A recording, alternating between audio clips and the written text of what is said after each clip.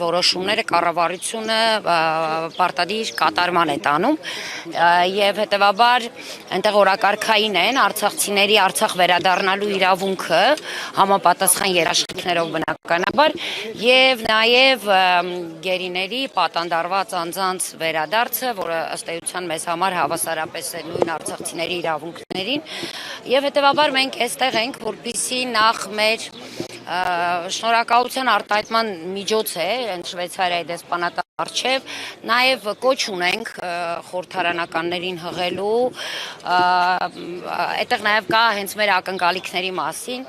եւ սա իրականում ապացույցն է, որ ամեն ինչ չէ, որ միայն կարող է որոշվել, իհարկե ահռելի է իշխանությունների անելիքը կամ իրենցից այն ինչ որ կախված է, որ պիտի անեն, ինչ ցավոք չեն անում, բայց հավատացեք, կան ճանապարհներ, որտեղից որի ուղղությամբ հնարավոր է աշխատանքներ տանել եւ թույլ չտալ, որ Արցախի հարցը փակեն, թույլ չտալ, որ աշխարհը անտարբեր սկսի վերաբերվել մեր գերիների ու պատանդարված անձանց նկատմամբ, թույլ չտալ, որ մեր պատմամշակութային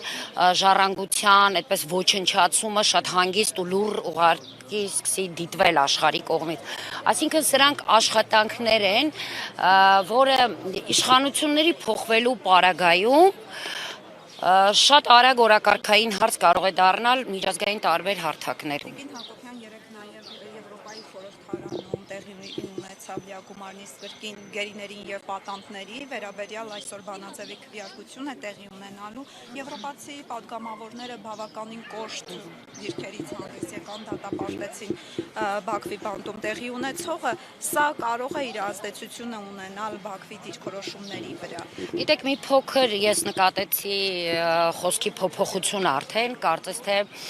զուտ կոչերից անցնում են կամ ցանկություն ունեն ամեն դեպքում անցնելու ինչ որ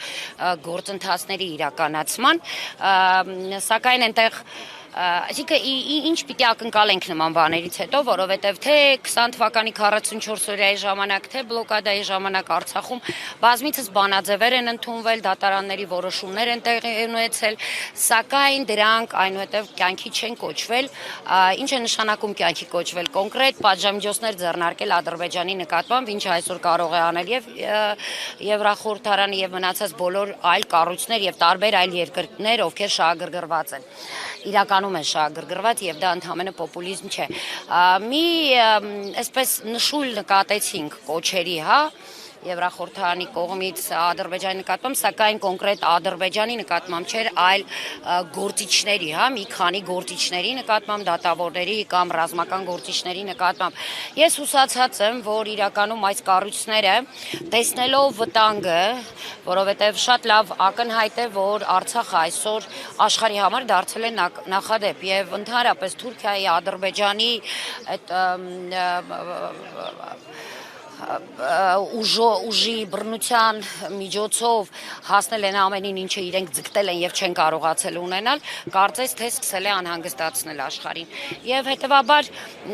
սա համարենք լավ նախադեպ նաեւ Եվրախորհրդարանի եւ հուսանք, որ իրականում կսկսի աշխարհը տարբեր պետություններ կսկսեն ուղղակի պատժամիջոցներ կամ հենց համապատասխան կառույցները պատժամիջոցներ կսկսեն կիրառել Ադրբեջանի նկատմամբ։